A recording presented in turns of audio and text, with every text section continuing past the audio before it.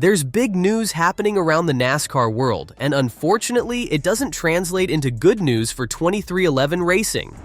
The team, along with Front Row Motorsports, just received a devastating blow in their legal battle against NASCAR. If you're a fan of these teams or just into NASCAR drama, stick around because this story is about to get real. For weeks now, the 2025 season for 23XI Racing has been hanging in the balance. There was major uncertainty around whether they would even have a spot on the grid. This is because of an ongoing lawsuit that the team filed against NASCAR over the 2025 charter agreement. A lot of speculation swirled that they could miss the season entirely, which would be a huge blow. Both 23XI Racing and Front Row Motorsports refused to sign the new contract for the 2025 season, believing it to be unfair. They filed an antitrust lawsuit, claiming NASCAR was coercing teams into signing it and creating an unbalanced system. The lawsuit alleges that NASCAR is keeping the lion's share of the revenue for themselves, while giving teams just a pittance as their share.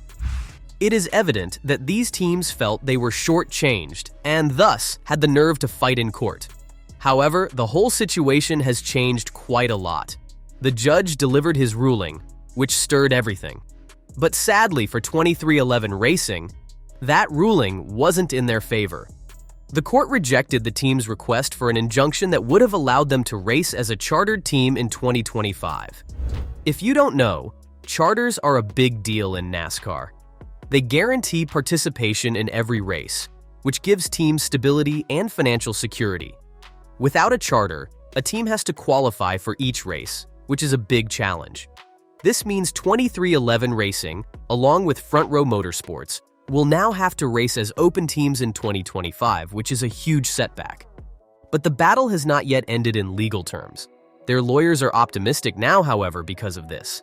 The injunction was negative for them, but it did help their case that NASCAR waived a clause of the open team agreement that prevented teams from suing NASCAR when they agreed to race without a charter. That is a major deal, opening the field for teams to continue their antitrust lawsuit against NASCAR without being held back by legal restrictions. The statement of Jeffrey Kessler, their lawyer, divulged that by removing the anti-competitive clause, NASCAR allowed 23XI Racing and Front Row Motorsports to keep the fight going for a more equitable system. They will still be allowed to race as open teams in 2025. At least they can keep pushing forward on their lawsuit now. This is huge, and it means that the legal battle is far from over. Even as they continue fighting through the season 2024, operating as open teams in 2025 poses some serious challenges. 23XI Racing would not be permitted to compete for the NASCAR Cup Series championship without a charter. Thus, it would not receive playoff privileges for both the team and star driver Tyler Reddick. This is a crushing blow for the team considering Reddick's exciting performance in 2024 and advancing to Championship 4. 23XI Racing can never be truly competitive, especially since there is nothing to play for in the playoffs. Tyler Reddick is a championship-caliber driver, which means he would have to start looking at his options if he couldn't race for the championship title. There are even whispers that Reddick has a clause in his contract allowing him to leave the team if it were to lose its charter status. And why not? He'd be at the peak of a successful career, but being locked out of the playoffs, his future successes stymied. There is much more going on, even as the teams continue in combat. There are also many challenges for open teams in 2025, a case in point being that 23XI Racing would not be able to compete under its name in the NASCAR Cup Series Championship without a charter. Consequently, the team will go playoff-less for both itself and star driver Tyler Reddick. A tenor hit now, especially considering that Reddick made an impressive run in 2024 to make it to Championship 4. Without the playoff berth on the line, 23XI Racing will seriously compromise its competitiveness. Tyler Reddick is a championship driver in all categories, yet without the option to contend for the title, he may start exploring other avenues. Contrary to this, it has also been rumored that Reddick has a clause in his contract, permitting his exit from the team if they lose their charter. And why would he consider doing otherwise? Being an extremely successful and much acclaimed top-notch talent in his field today, he would have his perfect future shattered by being kept out of the playoffs. Reddick's departure would place the team in a greatly difficult position. Losing their best driver would invariably put them in a hole, both on the track and off it. Sponsors love teaming with successful teams, and with Reddick, 2311, Racing had a great opportunity to secure top-tier sponsors. Without him, they could have trouble keeping that financial backing. It's a snowball effect that could hurt their performance and long-term sustainability.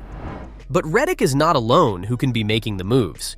He is leaving, and one of the best parts for him to land among the best would be Joe Gibbs Racing. There is already some speculation about Denny Hamlin's future with JGR, as well as raising the possibility of FedEx leaving as a primary sponsor.